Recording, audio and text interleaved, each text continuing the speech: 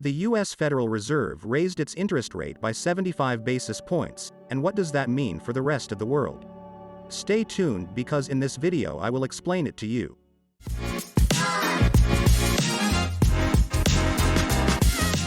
Hello and welcome to the Money Street.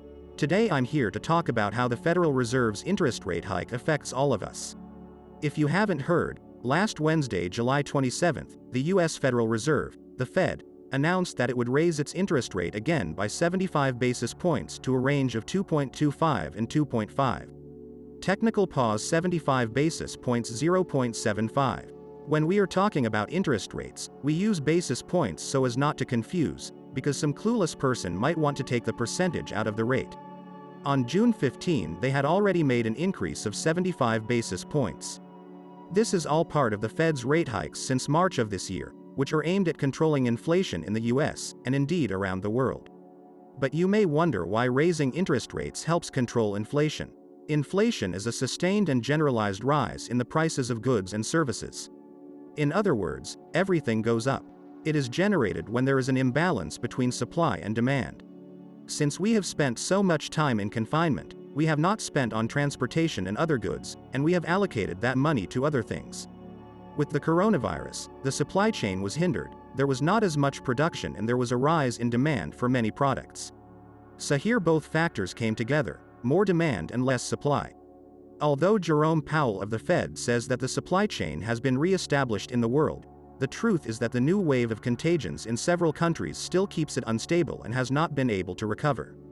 In addition, the war between Ukraine and Russia has raised the price of gasoline and several cereals, and along with all this, last year the US government authorized a stimulus of almost $2 billion to help people who earn the minimum wage in their country, thus increasing demand. All of this has affected global inflation. The question you may ask yourself is, what does raising the rate have to do with lowering inflation? The interest rate defined by each country is the cost of money there, and it serves to try to contain inflation because if prices are too high, they go up. This makes credit more expensive, there is less money available, and demand is reduced, which in the long run lowers prices. On the other hand, if inflation is under control and what they want is to stimulate the economy, so that there is more consumption and more companies ask for credit to grow, they lower the interest rate. That is precisely why now, since inflation is very high, they are raising the interest rate. Coming to the current news, as explained by Fed Chairman Jerome Powell, that same Wednesday of the rate hike, his interest is to control inflation in the US, which is already above 9% per year. Inflation affects all of us, but much more the people who earn less, especially because part of what has risen the most is food and fuel. Inflation eats away at your purchasing power. This is because the money you have is used to buy fewer things, which is something that you probably already realized in the market or in the supermarket, where with the same money you used to buy all the groceries, now you have to take away many things to get to the grocery store. So you still earn the same money, but the difference is that now you can buy less. The answer is yes. Today's inflation is a worldwide phenomenon. The UK and Germany have seen their highest inflation in 4 decades. Even in Japan, where the economy was deflationary, prices were going down. I'm sure you've seen the news where the Hakone Aquarium, west of Tokyo, can no longer buy high-quality hake, and now they have to buy cheaper fish, and the penguins want nothing to do with it. It's not just the penguins who have to make these cuts, we do too. In fact, 45 countries have already raised their rates, including Argentina, Peru, Colombia, Brazil, Chile, Norway and India, just to mention a few. In Mexico, inflation is above 8% and also continues and will continue to rise for now. The interest rate in Mexico is at 7.75% per annum, but with the Fed's hike there is an extra reason that on August 11th, which is the next monetary policy announcement of the Bank of Mexico, they will raise it again. If you are enjoying this video and want to be aware of new videos, subscribe to this channel and turn on notifications. You are probably wondering why Mexico's interest rate is so much higher than that of the US. US bonds are the lowest risk benchmark, in theory, for global investors. So when the Fed raises its rates, other countries have to raise them too, especially emerging countries like Mexico, because as they are considered higher risk, they have to pay a higher yield to remain attractive as an investment. This is good news for investors because they will pay more for debt instruments such as banknotes or time deposits in other credit institutions.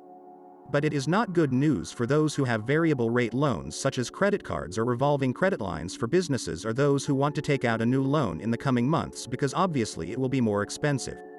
In the specific case of Mexico, there is a reason why they choose to have high rates, because having high rates attracts foreign investment and there are more investors who bring their dollars or euros and want to buy pesos to enter investment instruments. Surely you heard the super peso news lately, and since the dollar is cheap, it is also because of the interest rates. So if you want to diversify in other currencies part of your investments, or you are going on a trip soon, this may be a good time to buy dollars or even euros. Another issue to consider when there are high interest rates is that as they also give a better reward, supposedly with less risk, other riskier investments such as the stock market or crypto assets become less attractive and can go down in price. In fact, we had record highs in the US stock indexes and they dropped a lot in the last months. If you were interested in entering for medium or long-term goals, this season of high rates may be a good time to look for a window to enter. Many do it the other way around and invest in this type of assets when they are in fashion, and it is the worst moment because they usually go down from there. And to the question of when the rise in inflation and interest rates will end, the bad news is that it will be a long season. According to analysts in several countries, including ours, the trend is that they will start to fall within 12 to 18 months, that is, next year, or perhaps until 2024. It should be noted that even if inflation is controlled and prices no longer rise, they will remain at those levels.